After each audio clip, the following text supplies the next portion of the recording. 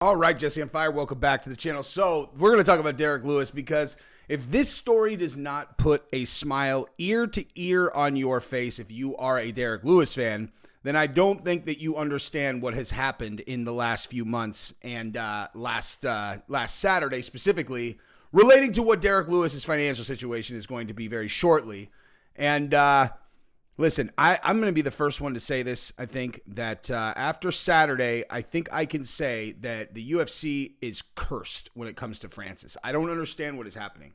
It's like when you seriously think about all of the different things that have fallen into place in Francis's direction, right? And all credit to Francis and his team, of course. Like, they had to put themselves in position to to capitalize on these things. But it's like every single time there is something going on, and it can either break one direction or the other. It's either going to break towards the UFC or it's going to break towards Francis. It breaks towards Francis, like in a completely definitive way. Now, everyone knows that first impressions matter. There's no two ways about it. And most of the time, it's going to be your face that's going to give the people the first impression of you, and more importantly, your skin. I can't stress enough how important it is that you have a skincare routine if you care about what people think of you. Now, for me, that is Caldera Lab. And some of you guys may know, I already had a sponsor that was skincare on this channel. So when Caldera Lab reached out to me and asked me to be a sponsor, I told them I will try the products. They're going to have to be the bomb for me to allow you guys to sponsor the channel because I've already had a skincare routine on the channel. And I cannot stress to you, this stuff is the bomb. Caldera Lab creates high-performance men's skincare products, and the regimen leads off their product lineup. It's a twice-a-day routine that will transform your skin. Now, in the regimen bundle, you're going to find three things. That's the clean slate, the base layer, and the good. The clean slate starts and ends your day. It's a face wash that leaves your skin super refreshed. The base layer is your daily moisturizer that hydrates your skin, and it absorbs it fast, leaving you with a matte finish so you can start your day confidently. The good is your go-to at night before bed, clinically proven multifunctional serum that helps your skin look tighter and smoother, as well as reduce visibility of wrinkles and fine lines. In every drop of this serum, there are 3.4 million antioxidant units protecting your skin. Want to know what that means? Well, I have no clue, but look at my skin. It takes less than a minute morning and night and is going to make you look your best. Look at my face, son. So get 20% off with our code FIRE at calderalab.com. That's 20% off at calderalab.com using promo code FIRE. Jump into skin and first impression royalty with Caldera Lab. Let's go. And you might be wondering why I'm talking about Francis, or you might not, because, Derrick Lewis is a free agent as of that fight. And you can understand exactly why, right? You can understand why, given that he was coming off of quite a few consecutive losses and those losses not looking very, not looking very good, I'm going to pull up his, I should have had this up already. I apologize. But as you can see right here, Derrick Lewis wakes up unemployed. His UFC contract is over, and he's a free agent despite 33-second KO win. Yeah, well, that had nothing to do with anything. The fact that he won by 33-second knockout that just helps him going into the negotiation. It has nothing to do with his contractual situation, but you can understand why the UFC might not have pushed really hard to get him re-signed before that fight, right? But if you go back to right here and you look at what he had going on going into that fight, he's coming off of 3 consecutive knockout losses. Now, the Tai Tuivasa one, he made it to the second round, but trust me, I was at this fight in the front row. This was a devastating knockout. That was that one where he got elbowed and just fell flat, face first. He had the Cyril Gane one where he just got beaten up for 3 straight rounds. Then he came back with this one, and he knocked out Dukakis or Chris Dawkins. But then he had 3 in a row where he got starched, okay? And, here's the deal. Here's the deal, dude. Marcos Rogerio de Lima, the guy who he knocked out in 33 seconds, this guy is a psycho in terms of, if you look at his fighting style, you might see Brazilian. If you're not familiar with who he is, you might think to yourself, oh, maybe he's like a jits guy. Nah, dude. Now, maybe he does, maybe he's a black belt jiu-jitsu, but he is a swing and try to decapitate your face guy. Okay? That guy is trying to kill you early in the fight. And how was Derrick Lewis losing recent fights? By getting his face beaten up in the first round, right? So what do you think the UFC was trying to do with that matchup? They're trying to make sure that Derrick Lewis loses in his last fight. I mean, I'm speculating there, but the obvious thing here is that Francis Ngannou left the UFC and went to PFL, and he has a contract to fight in the PFL next year in mid-2024, and he has a $2 million guarantee for his opponent, okay? And so what Derrick Lewis said in his post-fight speech was, I'm a free agent now. Hopefully I get a contract done with the UFC, but if not, it is what it is, okay? So if he goes to PFL, he could sign a 2-fight deal for $4 million potentially if he did 2 fights with Francis. Or, he could do he could definitely have $2 million for the Francis fight. He wouldn't be able to come back to UFC. But the bottom line is this puts the UFC in a situation where they have to match at minimum $2 million to Derrick Lewis. At minimum, right? At minimum. And if they are like, okay, yeah, we're going to pay you $2 million over 3 fights, he's going to be like, why would I do that? I could make $2 million in 1 fight at PFL. Now, UFC could be like, here, we're going to give you 3 fights at $1 million apiece, so you'll end up with more money, $3 million, because the PFL thing, dude, it's an experiment. You don't even know if there's going to be another fight after the Francis one. If it bombs, it's probably going to bomb. $2 million's all that you can guarantee. So we'll give you $1 million for 3 fights. He'll probably take that. But nonetheless, a guy coming off of, he's 1-3 in his last 4 fights. He's going to get $1 million a fight with a 3-fight contract. Like, this is what's going to happen. If he stays with the UFC, he has to be making $1 million a fight. He has to. If he signs a contract for less than $1 million a fight, given the circumstances and the way the chessboard is laid out, his manager should be strung from his feet on a tree upside down, and Derrick Lewis should be able to punch his teeth out, because that would be such an embarrassing lack of competence. You have a guaranteed $2 million at PFL for 1 fight. That is guaranteed. All you have to do is just say yes. Now, the UFC does have some kind of exclusive right to negotiate, so I don't really know exactly what that means. But I read that here, that they have an exclusive renegotiation period. But the tough part about that, right? Tough part about that exclusive renegotiation period is that normally when you have that amount of time, you don't also get to go test the open market, right? So it's like you're like kind of hypothesizing what you might be worth on the open market. Well, the genius part of what Francis and his team did is they put out in public that his opponent will get $2 million. Now, at the time, I thought that was weird. I thought that Francis was being charitable, right? And it's crazy. I mean, listen, dude, credit to them. I don't usually miss plays like that. I really don't. That's not a thing that I normally miss. I did not see how strategic that really was.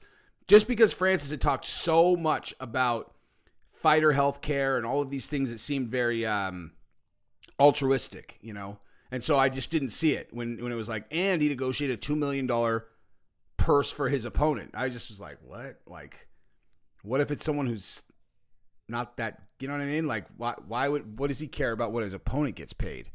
And now, brilliant. Now, if I really would have thought it through, like, obviously, like, I figured it out now, but like, had I really thought it through, I probably would have figured it out, but I just didn't immediately see it. And it was such a brilliant play. So, I mean, listen, dude, what am I rooting for? That's simple. I'm rooting for Derrick Lewis to go back to UFC. I'm rooting for Francis to come and fight John Jones. I just want everyone in the same organization. But simultaneously, I want Francis to make as much money as possible. So, what I want is not possible. It's just not possible. Now, if I was a PFL or Francis's team, I would be, let's say I was Francis's team. I would be in the ear of the PFL. I'm sure they're already on this. The idea that like I know about this and they don't is completely impossible. Well, I already know that they know about it, but like I have no idea what their interactions with the PFL are, but like, you know, sometimes I'll just throw out advice, you know, knowing that there's not, you know, like it's not like I'm not actually going to be involved. Just like throw something out there, like, you know, here's what I'm thinking. And I said to his team last night, I was like, this seems like maybe the most crystal clear time ever that an organization should overpay for a guy. Because if you get both Derrick Lewis and Francis Ngannou, okay, you got both of them at PFL. They fight each other, of course, and then after that fight, you still have both of them. You know, you still have both of them. And now you have 2 stars at heavyweight. Now they're not young, but still, like, if you're trying to put PFL on the map, you're going to have to lose money for a while. That just is what it is, dude. No one starts making money in this business out of the gate. No one. So it is what it is. But like I was saying about the UFC being cursed on the Francis stuff, it's like Derrick Lewis is going into free agency. He's lost 3 in a row, and he ends up winning by 33-second flying KO, flying knee knockout. Really? You know what I mean? A guy with history with Francis, too. It's just unbelievable. Francis is magic, dude. Like I've been saying, every time I talk about the Tyson Fury fight, I always go, X's and O's, it is impossible for Francis to win. It's not possible. He cannot beat Tyson Fury. Tyson Fury is too good. Except for the fact that he's magic, dude. Like, Francis is magic. There's no 2 ways about it. And if you bet against magic, that's like, I don't like betting against magic, man. You know? I like logic and skill, but goodness gracious, a history of everything going your way is a pretty compelling argument. Not to mention the storyline if he beats Tyson Fury. But man, I mean, it's like the UFC, they try to get Francis to resign. He refuses to resign. They want him to fight, they want to fight John Jones, all this stuff. And then they take this Cyril Gane fight. Francis has a torn knee meniscus. Everyone tells him he shouldn't fight. He fights anyway. He's losing down 2 rounds. UFC's going to annihilate him if he loses, and then all crisis averted. He ends up coming back and wins 3 straight rounds wrestling. Unbelievable. Retains his title, becomes a free agent, and leaves. They do everything they can to cock block his Tyson Fury fight, to potentially even steal his Tyson Fury fight. Somehow, out of left field, after Tyson Fury had literally offered to fight every boxer in America, every MMA fighter in America, he ends up signing, and the Francis guys, Francis' team secures this money and secures this fight in absolutely masterclass fashion. And then now, you got boxing locked up, so now you got to think MMA. All right, well, he's fighting in PFL. What's he going to do over there? Like, who the hell is he going to fight? And it's like, oh, well, there's Derrick Lewis. It's like, well, he's lost 3 in a row. He's probably going to lose this fight. And then so you're going to have him fight, a washed up UFC fighter who's 0-4 in his last 4 with 4 knockouts. Even if it's Derrick Lewis, man, that's a rough sell. And then Derrick Lewis comes out and does a flying knee 33-second knockout. And not just that either. He also trained as hard as he's ever trained. He comes in with like a 6-pack to where everyone's like, oh, this is like a different Derrick Lewis. And then he performs like that. So the perception to the audience is that this is a different type of guy than the one who lost the last 3 fights. And now he's going into free agency. And the UFC is going to have to pay, or they're going to have to let him go to the PFL. It's just amazing, dude. Francis is such a badass. He just never doubted, dude. The guy is the walking, living embodiment of the law of attraction. You believe with all your heart, and then you take the action that's going to get you there. You just know that as you're taking the action, it's going to work and it's going to get you there. So anyway, be very interesting. And by the way, when Derrick Lewis goes on the microphone and says, we'll see, I'm a free agent now after the pay-per-view, you think that just like, oopsie whoopsie, that just came out of my mouth? Now that's some strategy, dude. That's him letting the whole world know I'm a free agent, because guess how negotiations work? If the UFC is negotiating against one person, which is the person they want to sign, and there are no other suitors, then they have a lot of leverage. And especially when they have an exclusive amount of time to negotiate with them, normally they probably are just like, yeah, here's what we're going to offer you. They come back with some number that's a little bit of a raise. They say, okay, fine, or not, whatever. Not, yeah, I know you were going to probably pay me $400K a fight. I think he made $600 a fight or something like that. But whatever. Like, you were in maybe $400. I'm pretty popular, but I'd lost a few in a row, so maybe it was going to go down to $375 or whatever. And then boom, it's like, how about you make me the highest paid non-title holder in the organization, except for maybe Justin Gaethje or because otherwise I'm going to go fight Francis in PFL.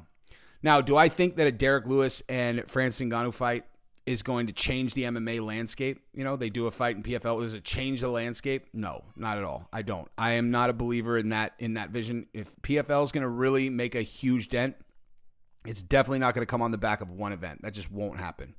I don't care who you get, dude. You could have Jake Paul fight against, Andrew Tate, Logan Paul fight against KSI, all in MMA on PFL. You could have Francis fighting against Tyson Fury. And bottom line, that doesn't mean that anybody's going to buy the next one. It's just not an established brand yet. It's not going to come on the back of one pay-per-view. They're going to have to grind it out, dude. But this is a great start. If they get D-Lou, that would be a huge, huge start. Anyway, that is what I've got. I love you guys. Thank you for the continued support, and peace.